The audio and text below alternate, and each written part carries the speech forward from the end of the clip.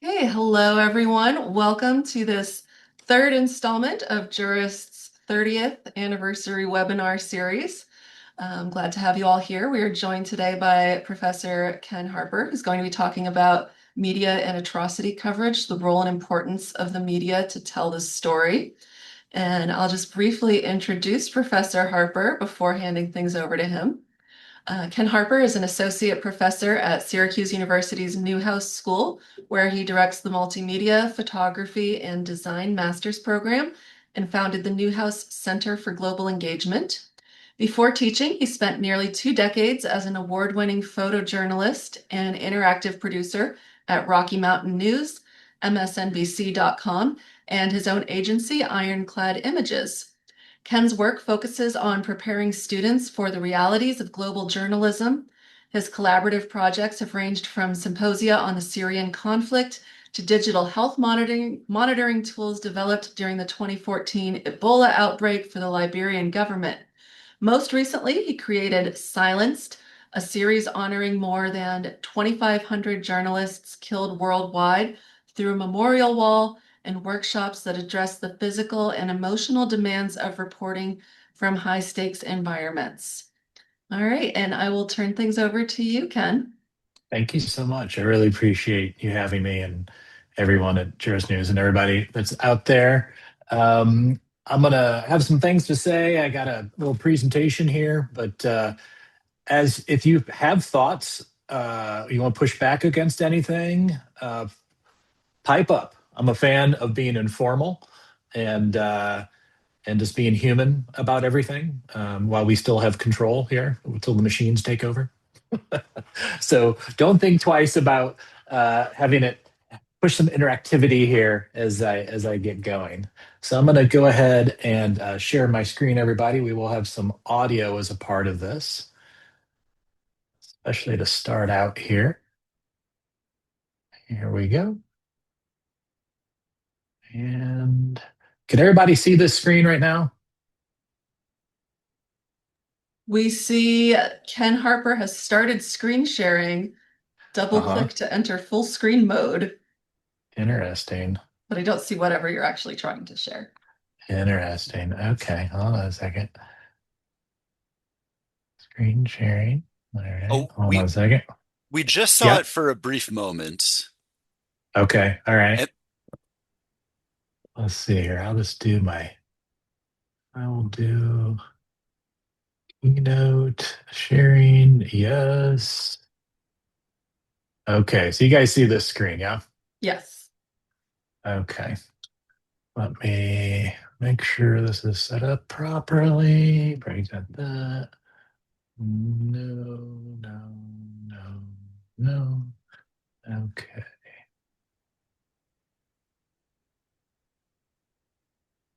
All right. Now, do you see a black screen with a little logo at the bottom? Yes, although it also has like all your slides along the side. Really? Interesting. Oh boy. Well, this would be okay. So much for slick. It never is. I never figured It it out. never Like, is. we've It all been never on is. this since like 2020, and I still can't I imagine. know. Well, they change some of these programs quite often. Okay. All right. So I've changed it to in full screen. And so we're going to try this one more time. Okay. Now what do you got? Now I see a screen that's like black on one half and gray on the other. Okay. You see a little white logo on the bottom? There is a little box on the bottom. Okay. We'll see. Okay, Let's see what happens here. Let me let's try know it. if you see a vertical video.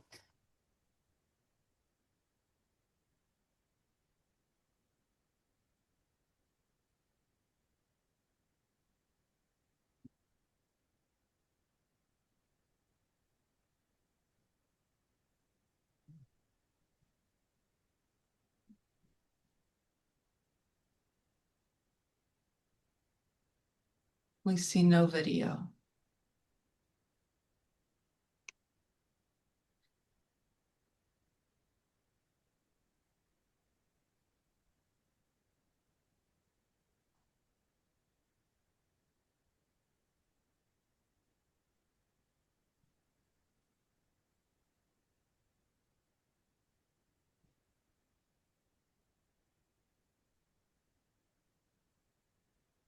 Screen sharing. Oh.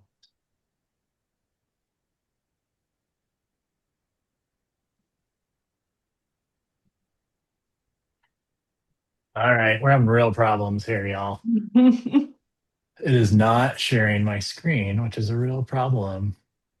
It says it's paused. All right, sorry, everybody. All right, let's see here. Well, when in doubt, we can just do entire screen, keynote, share. Screen sharing is paused. Well, this is a brand new problem, man. All right. Well, all right. So we're gonna have to go. We're gonna have to do it the less slick version, basically. All right. Or maybe try doing the play first and then try sharing your screen. So give it that shot. Try do play and then share. If we can do it in a window, that might be better. Play. Good suggestion. Thank you, Tim. All right, let's try that. And this. And all right, I think we might have it. Tim for the win. Yeah. Good? You guys see what we got? Yes, it says explosive amazing. media at the bottom. That's it. Okay, prepare yourself for awesomeness. Okay, here we go. Okay.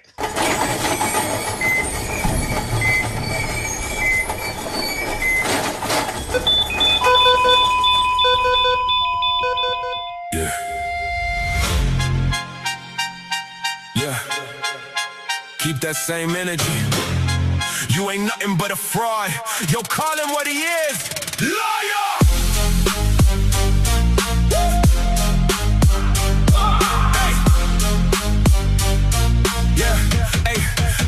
Hey, loser, come closer. I'm the exposer. Fake billionaire, your whole empire opposer. You step down, another liar takes the crown. The whole system is a circus. You're just a clown. You drop fake news, sitting high in your tower. Morally bankrupt, just drunk on the power. You're fired. Played your last trump card. No more aces, boy, you're discarded. Look in the mirror. Tell me what you see. Big ego crushed. Fake reality, we carve it in stone. We spell it in the fire. Ready for the truth. Call him the liar. Labor of blood on your pride. Island Epstein secrets you hide. All your crimes buried deep inside. Rotten systems, you're gonna slide. L-I-A-R. Yeah.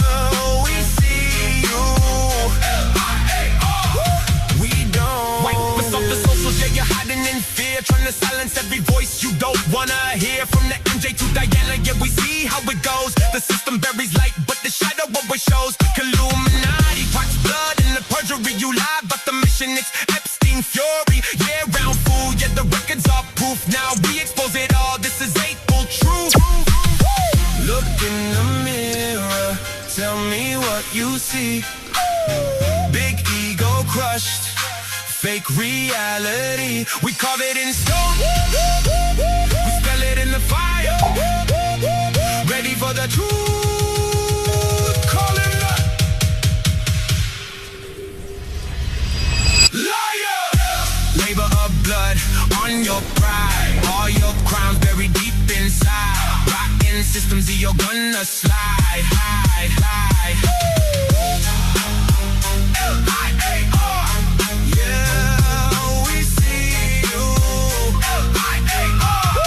We don't believe you.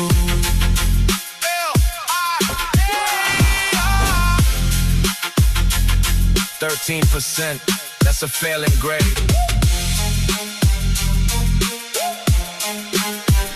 The world is watching. Liar!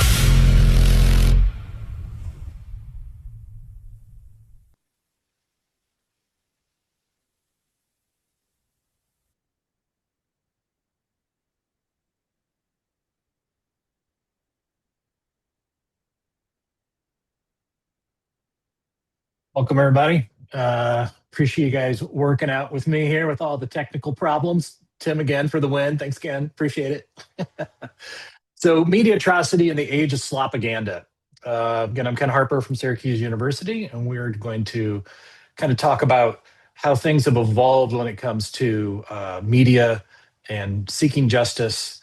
And wow, has it changed profoundly. So we're going to focus on three acts here. First act is when the media built the courts. And there's an amazing history here that we all know about, but I want to definitely kind of take it back. Let's see where we start. Hello, Mr. Bernstein. Excuse me, Mr. Can you Kane. prove it isn't? This just Mr. came Bernstein, in. I'd like you to meet Mr. Thatcher. How do you do, Mr. Thatcher? Leland, Hello. Mr. Thatcher, my ex-guardian. From We have Cuba. no secrets from our readers, Mr. Bernstein. Mr. Thatcher is one of our most devoted readers. He knows what's wrong with every copy of the Enquirer since I took over. Read the cable. Girls delightful in Cuba, stop. Could send you prose poems about scenery, but don't feel right spending your money. Stop. There is no war in Cuba. Signed, Wheeler. Any answer? Yes, dear Wheeler, you provide the prose poems. I'll provide the war. That's fine, Mr. Kane. Yes, I rather liked myself. Send it right away. I came to see you about Yes, this campaign of Thatcher. yours. This Enquirer campaign against the public transit company. Mr. Thatcher, do you know anything we could use against them?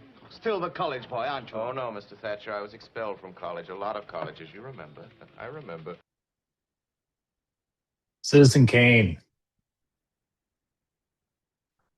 speaking to his illustrator in Cuba, famously William Randolph Hearst said, "Please remain. You furnish the pictures, and I'll furnish the war."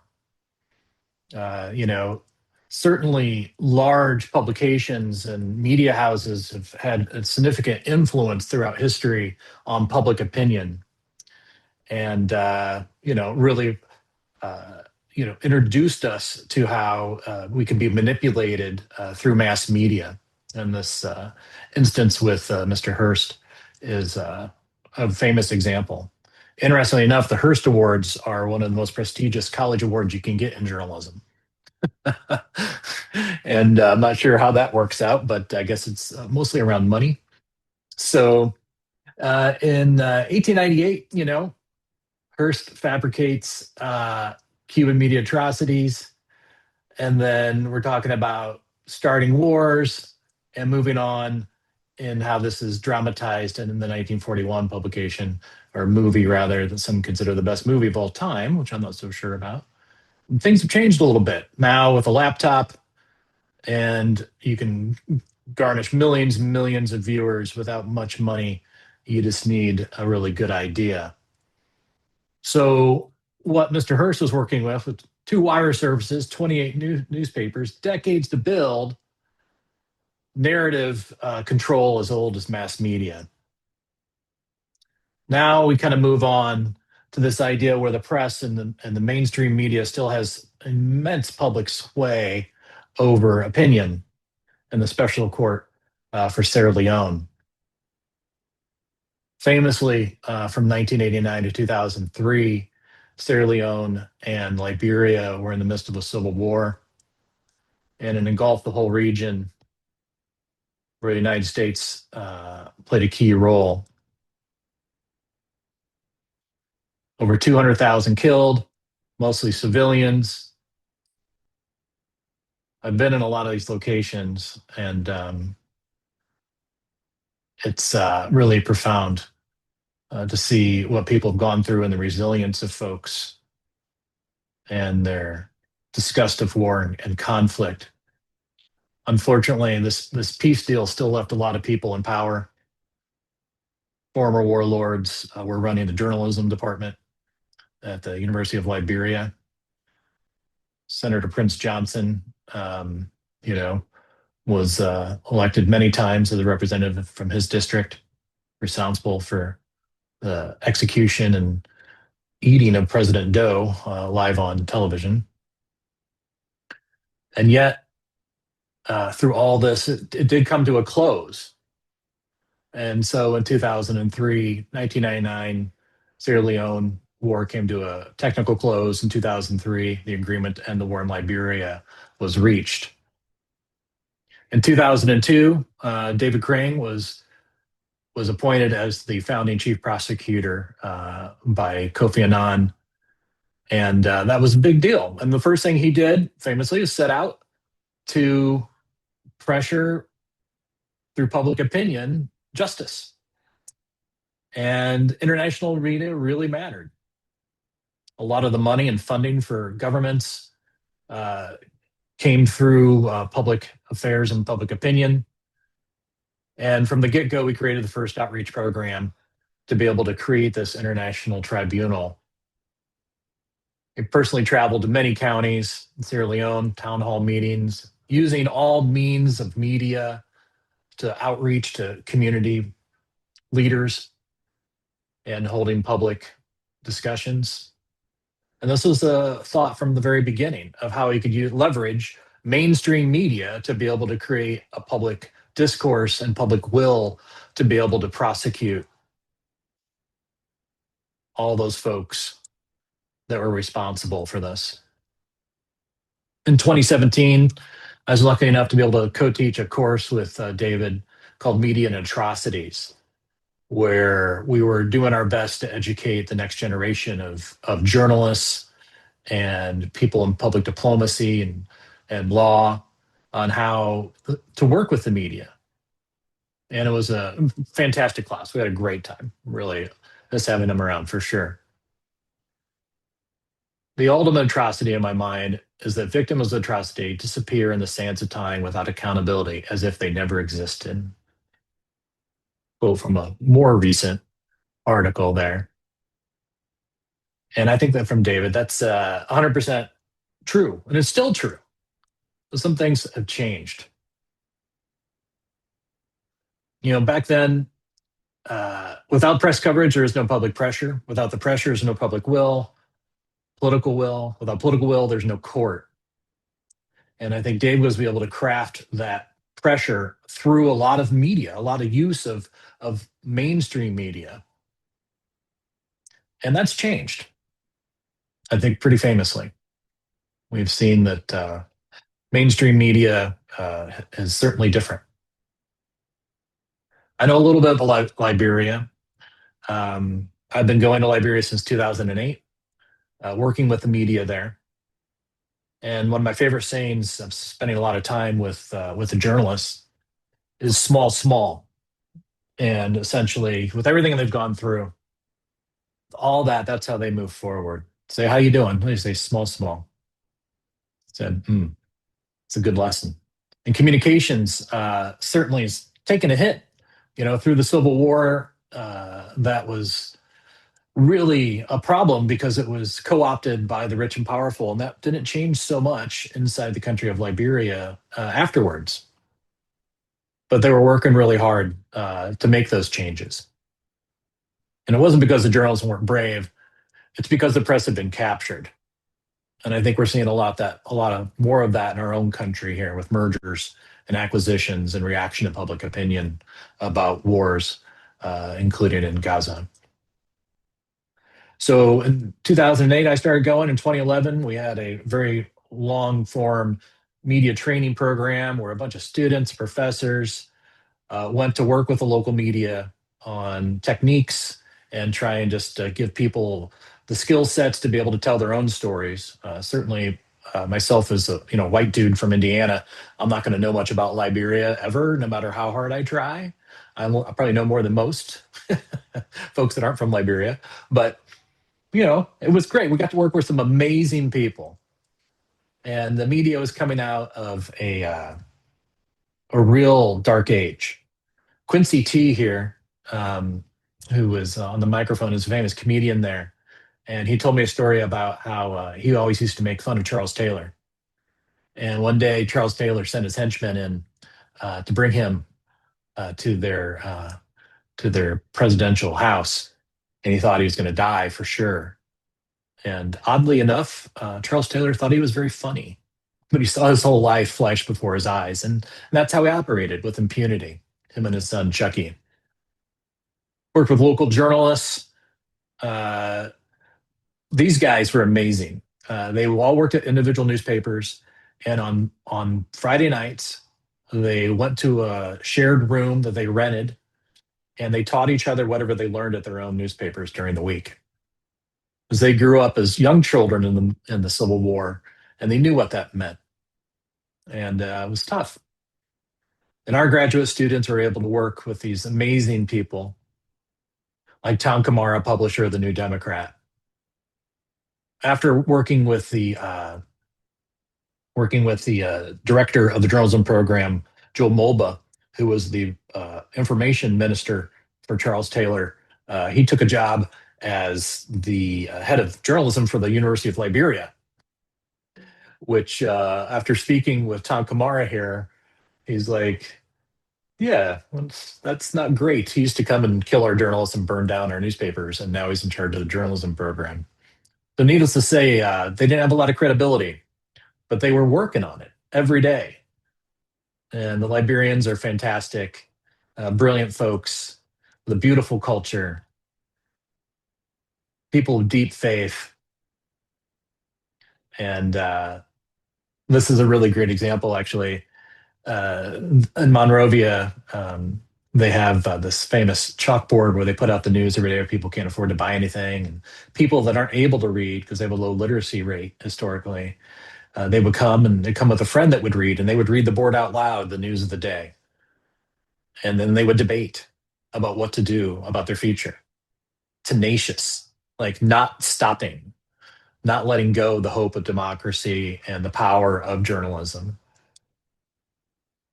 And it's certainly a point of transition. Still in transition. It takes a long time to work through all that. And then that brings us to our second act. First they bought it, then they broke it. So what's that look like? What's that mean in practice? Yeah, hold on. Let's see. Hi, I'm Fox San Antonio's Jessica Headley. And I'm Ryan Wolf. Our greatest responsibility is to serve our Treasure Valley communities, The El Paso, Las Cruces communities, Eastern Iowa communities, Mid-Michigan communities. We are extremely proud of the quality, balanced journalism that CBS 4 News produces. But We are concerned about trouble and trending irresponsible, one-sided news stories plaguing our country. The sharing of biased and false news has become all too common on social media. More alarming, some media outlets publish these same fake stories without checking facts first. The sharing of biased and False news has become all too common on social media. More alarming, some media outlets publish these same fake stories without checking facts first. Unfortunately, some members of the media use their platforms to push their own personal bias and agenda to control exactly what people think. And this is extremely dangerous to our democracy. this is extremely dangerous to our democracy. This is extremely dangerous to our democracy. This is extremely dangerous to our democracy. This is extremely dangerous to our democracy. This is extremely dangerous to our democracy. This is extremely dangerous to our democracy. This is extremely dangerous to our democracy. This is extremely dangerous to our democracy. This is extremely dangerous to our democracy. This is extremely dangerous to our democracy. This is extremely dangerous to our democracy. This is extremely dangerous to our democracy. This is extremely dangerous to our democracy. This is extremely dangerous to our democracy. This is extremely dangerous to our democracy. So Sinclair Media sent a script out and mandated all the local broadcasters to say the exact same thing. And the death of local media and the capture of local media was just one of the many things that has brought about the demise in support for journalism, where I've been laid off 4 times in different journalism roles. And every one of them was about corporate greed, mismanagement. It was just incredibly tragic, especially when it comes to local journalism. These are our neighbors, and it's being bought and being controlled by people in some other city that really care about the bottom line, and that's about it. And it's the tragedy of our time and the failing of the system, monetary system that we have, that this has happened. And this isn't getting any better. I'm sure many of you are famous about the Warner Brothers Discovery deal, Paramount, Skydance, CBS, CNN, HBO, nearly half of cable. one family controlling quite a bit of media. So it's not just Sinclair, but Larry Ellison and his son David are going to be controlling quite a bit of media, and it's really scary. The capture of media and the demise of trust. So who owns these things makes a tremendous difference, traditionally anyway. Trust in the media has collapsed year over year over year, according to Gallup polls, down to 28% in 2025. And it breaks down over age and political affiliation as well. 28% all-time low overall. Republican, 8% trust in the media, 26%, 18 to 29. 40% drop since 1972. And a local family owned the local newspaper where I grew up in Fort Wayne, Indiana. Not anymore. Trust has been replaced with sugar. And entertainment has circumvented the news and confused the narrative and the weight of what the world and our community are experiencing.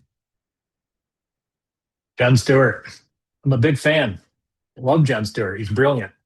And I begin to wonder if some of the metabolizing of the hard news into a way that we can understand it in the tsunami of darkness that we're presented every day on the devices we carry next to us 24/7 is a net negative.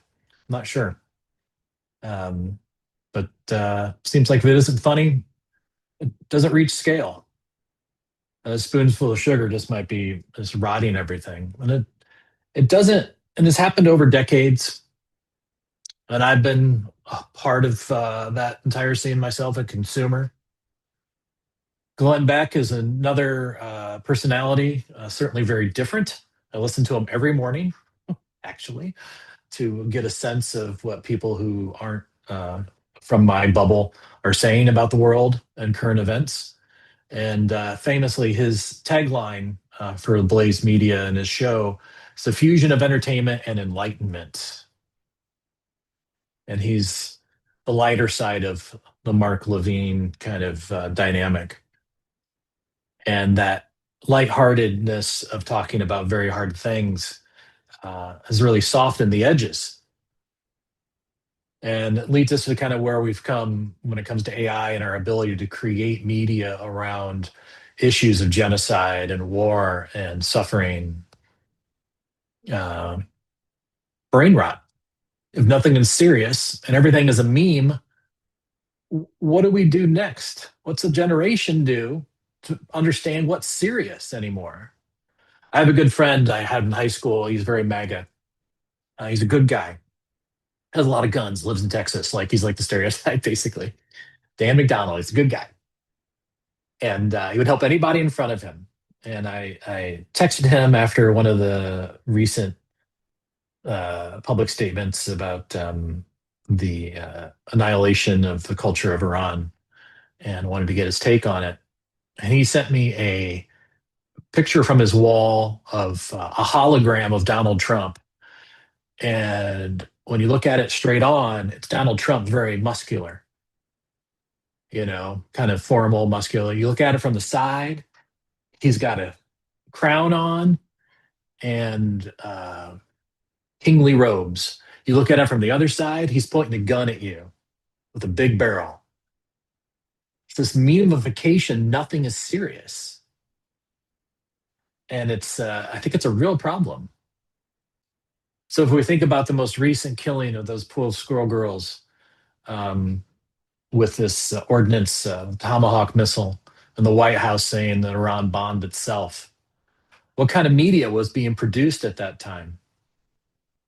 Well, we have a sense because it was published by the White House. Strike to claim it, a strike to claim it, and he got it!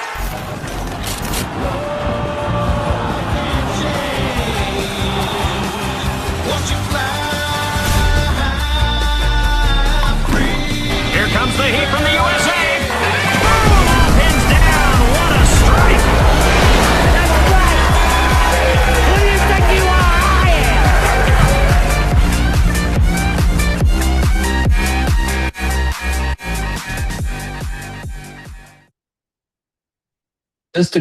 Just curious, how many people? I can see just a few people's video thumbnails here, but did anybody see this when it came out by chance? Curious. Certainly, I feel like I was saw impressed. that. Yeah, it was pretty big on the YouTubes and whatnot, TikToks and so on. If I could add, I think Yeah. most likely I probably saw it on a YouTube news show that's covering the news versus where it was initially posted. Mm-hmm. Mm-hmm. I have a whole giant folder of this kind of stuff, by the way, if anybody ever is interested. Happy to share. So Iran has done an amazing job. It's really shocking, a little horrifying / very interesting at understanding deep cuts in American cultures. Anybody remember this guy, the ocean spray dreams guy during COVID?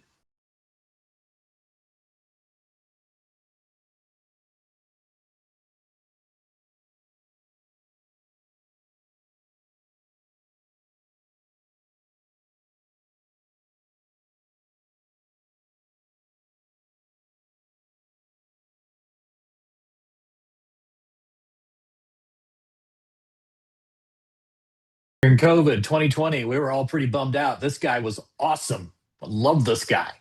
I'm like, I want to be this guy. I'm like, he's outside, he's chilling, drinking some juice, riding on his skateboard. Yes. Fast forward to March 2026.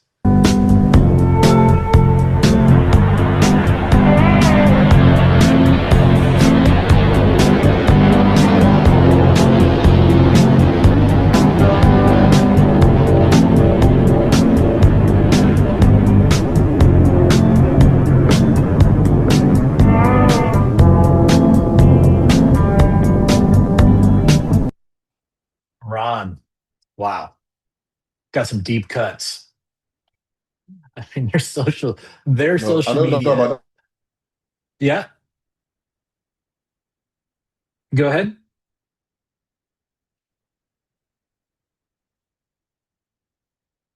Chime in anytime if you want. I'm going to move ahead here. So, if the truth isn't flashy, it's kind of lonely. Direct quote from Explosive Media, which made the Lego series. It's still making the Lego series. Dissonance from Iran. The truth isn't flashy, it's kind of lonely. I think that's kind of where we're at right now. We've been conditioned to this. Act 3, the new narrators. And this is just a burgeoning thing. And here at Newhouse, we have the Center for Media Entrepreneurship, where we're doing our best to get people to start their own media companies and create the future that they want and not have to be beholden to the big box folks that they may not feel ethically, morally aligned to. And one of the biggest distinctions here is declared bias versus hidden bias. I was trained as in a traditional journalism, AP style, in photojournalism, and it was very straightforward, very 1985 white guy from Indiana flavor of trying to understand the world and be honest about it. But we were never honest about who we were as individuals and our worldviews and our mental models. And nowadays, things are changing, and people are flocking to these new media outlets and individuals, and they're taking a direct position and they're being honest about it. There's not hiding anything. They're not hiding anything. And they're often not beholden to any corporate organization. So in legacy media, thinking about, claims neutrality restricts words like genocide and occupied territories and refugee camps, like the New York Times, for instance. And I've worked at many organizations that have restricted language, and there's different reasons for that. That's a whole different discussion for sure. But independent media says, you know what? I got a perspective. I might be wrong, but I'm going to tell you what it is. And I think that's a modern way. If there's one thing the current generation really appreciates is authenticity. And they know when they're being bullshitted. They know when they're being conned, for the most part, anyway, more than past generations. They're not taking what Dan Rather says on the news as gospel. Of course, they're not watching that.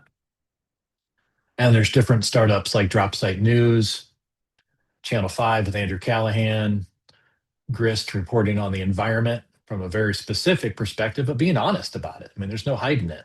Democracy Now! On the right, we got organizations doing the same thing. And people appreciate that honesty because nobody believed anybody they could actually totally be neutral. The best you can do is be honest about it's almost impossible to be neutral. There's been a lot of talk recently about Hanson Piker here. So, inside a 30-day window, he'll get 6.1, 6.3 million hours watched. That's a lot more than Sean Hannity. Famously, Joe Rogan, 5 to 7 million consumers of his programming every day. Think about what the nightly news gets. Think about all these big organizations that are spending millions at CNN and whatnot, where you get 500,000 viewers during prime time. Gaza and the genocide in Gaza and the publication of that via phones really took a big change because it was a tsunami of truth and experience mixed in with all kinds of hidden propaganda from all sides. But by and large, what changed, the Palestinian journalists with their phones and with their independent minds were able to reach out to younger audience via TikTok and other media. And people watched exactly what was happening on the daily and still do. And it's hard to hide that much media.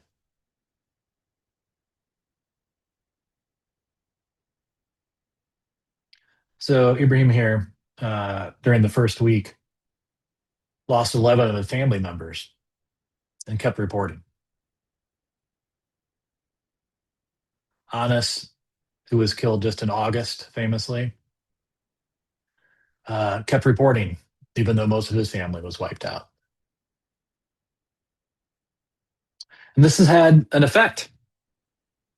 TikTok posts, number of views, 236 million views versus 14 million views. Pro-Palestine, quote unquote, 236 million views with 170,000 posts. Pro-Israel, 8,000 posts, 14 million views. And that has affected people's opinions about the state of Israel, about the war, about our involvement. That's a systemic sea change in how we see the world. And that was independent and uncontrollable.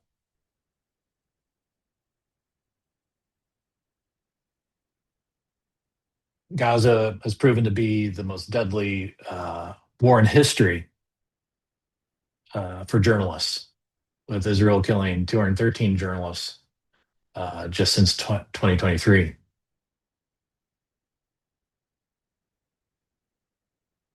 In fact, we have a memorial wall that commemorates all 2,510, well, more like 2,532 names at Newhouse here.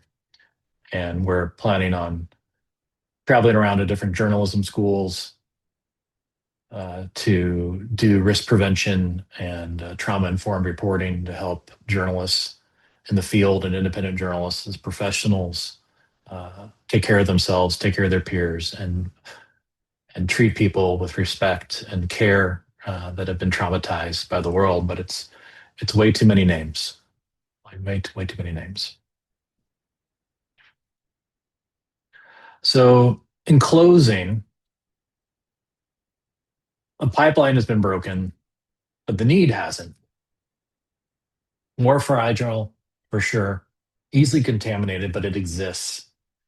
And we have a whole new generation of journalists that are trying to figure it out, a new way of doing it that's not bought by venture capitalists, that's more diverse, and that people can go, well, I know where you stand, and then they can make their decisions on what to believe. All right. Appreciate it, everybody. Thank you very much. Sure. We do have How's a little everybody? bit of time. If people have questions, you can just unmute and speak or do the hand raise, type something in the chat. Please do. I have a question. Yeah. Hi, I'm Zach. Hey, Zach. Newhouse grad, actually. Cool. But yeah, well, I think there a lot has been raised about whether or not true objectivity in news is somewhat of a myth or maybe never really existed.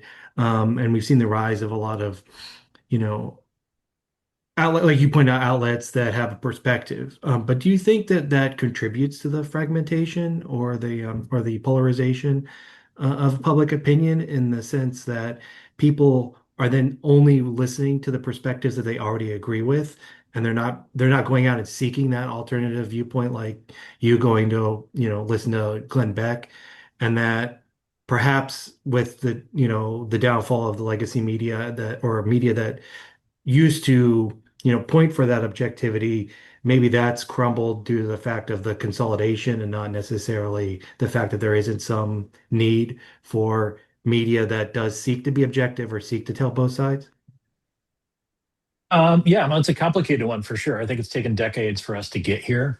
And the corruption of the corporate media, been bought and paid for so long. And it makes me so sad because I worked in it for a long time. There's a lot of great people inside of that.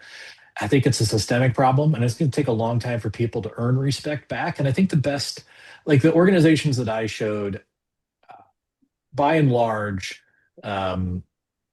independent media, like Andrew Callahan, that my son told me about many years ago now, who has one of the largest independent newsrooms in the whole country, independently funded. In fact, I give him $5 a month myself. He's certainly imperfect, and he'll be like, you know what? I might be wrong about this. Let's go figure it out. I think that's the best we can hope for. So there's going to be plenty of actors that are going to only sing their own song and stick to it, damn the evidence. And then I think there are going to be people who are really into trying to figure out, okay, what's happening here, and be really honest about that and have a conversation more than a sermon. And I think that's a much more modern way of handling it. And it's gonna take a while for that to suss out. There's education about this and the fact that nobody trusts anything anymore, which I point towards as many reasons for that, including the capture of media by corporate interests, but also entertainment and like what's real, what's a meme, and what should I take seriously, and how do I process all this? Back to small. I use this librarian phrase all the time because it really helps me. We expect big problems to be worked out pretty quickly because of I don't know, Claude Code, or something. But society is so complex, and people are so ingrained in their way of moving about the world that it takes a long time. And I think that's what it's going to take for the media to make sense of the new landscape. And so all we can do is try and be honest about it, and change course if it's not working. And, like at Newhouse, when I mentioned the media entrepreneurship program and the creator economy, a brand new program we have here with the Whitman School, that's a real opportunity to try and start. I think that's the best you can do. So you're not wrong. I think that is true. And I think people need to try other avenues. And I think people of goodwill that are willing to question their own beliefs are going to figure it out. And I think the more that people are honest and over time earn people's trust, I think we'll be able to see a better situation when it comes to this. I don't know if it's going to, how that's going to work out in the near term. Anybody's guess, but all I can say is I think there's a lot of people doing their best to figure out what the mix is. Looks like Sarah has a few questions in the chat. First, in this era of declining trust that you described, how do you establish your credibility and perceived impartiality as a journalist? Well, to that first one, I'd say Personally, I'd say being impartial I think it's a total illusion. You can try and you can say you're trying, and that's okay. Like, I'm going to try, but I come at it. When I went to Liberia, it took me a minute, and I've been in different countries in Africa for decades. And it took me a minute to always reflect and just be self-aware that I grew up a child of a second grade school teacher in middle America, um, born the color I am in 1970. And I had a certain worldview that was, etched into me by experience. And if I'm honest about that, I do my best to be independent, but no one's independent. I think it's impossible. I think you can do your best, and then just be honest that I'm imperfect. And if I'm wrong, well, then we should admit it. And I think that's the best you can do. How do you establish your credibility over time? It takes a long time to have credibility with people. I think local reporting is incredibly important, and luckily, even the big box news organizations, as long as they're not firing everybody in conflict zones, um, they're hiring local folks. I mean, people who are from their own communities who should be telling these stories. Really, that should be the core. Now, outside perspectives, very valuable. Not against that at all, for sure. However, people who understand their own culture should be speaking on their own behalf, and I think that kind of credibility is real. I'd walk around the streets of Monrovia, and I'd talk to people who were, children during the Civil War, and they'd say, "Oh yeah, yeah, I see your camera. We saw, my mom was being killed, and then we go and see a TV show at some bar, and there was my friends being wiped off the map. They're being slaughtered, and you guys go back to the hotel room and have cocktails." And it's like, whoa. I mean, that's real talk right there, you know? And so, like, wrestling with those things, just being human and vulnerable, and professional. But I think, again, like this illusion of rising above and like leaving your humanity at the door. I mean, it's just not real. I don't think that's a future model that's going to sell anyway, from a market standpoint. And the new generation appreciates authenticity. Authenticity is key. If you tie that with credibility and humility and some tenacity, I think you got a good mix there, for a journalist. So, as you can see, your work is part of an emergent scale of collective action challenges. Yeah. When I think about TikTok being bought, and my daughter, who's 19, famously on TikTok quite a bit, we talk about these things.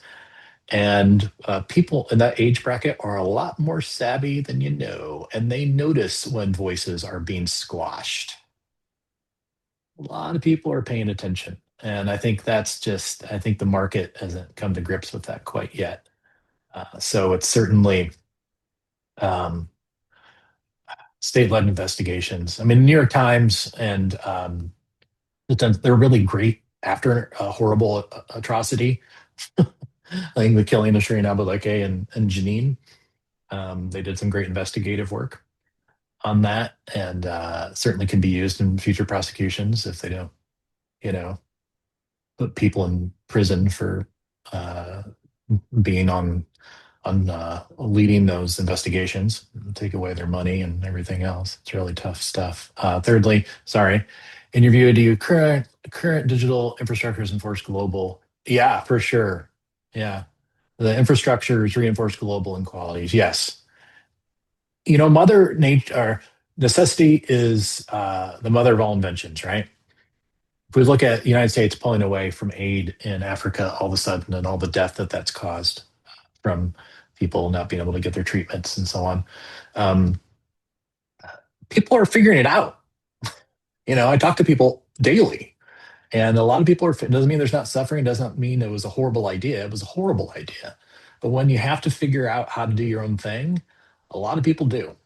And so I think there's a lot of brilliant folks who, when put up against the wall, can find a path. And if there's anything I can do personally to be a part of that solution and be helpful, that's what I try to do. And just to try to be honest about my role in the world, for ill or for good, and change direction if I'm wrong, which I think is the best we can all hope for anybody, right? Honestly. Investigator veteran video hubs. Yeah, sure. Western. Yeah, I mean, no question. We have control over so much, and that's going to be the case for quite a while. But I think with Iran and people are really walking away from the United States, and I think media is a part of that. The dollar, the petrodollar.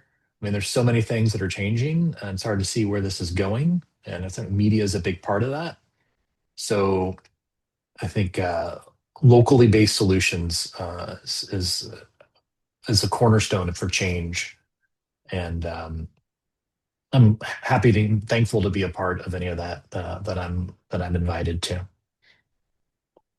Professor Harper, thank you so much for this talk. We really appreciate your time and perspective. Just to let everyone else know, our webinar series will be taking a little bit of time off for the summer months. We'll be back in September with Suzanne Coble, who's a journalist from Der Spiegel, and she's going to be talking about her work covering international human rights issues for Der Spiegel. So we'll stay on the journalism topic, and that'll be September 16th. Once again, thank you, Professor Harper. Thanks everyone for joining us. Have a great Thanks, everybody. Peace to everybody. Take care of each other.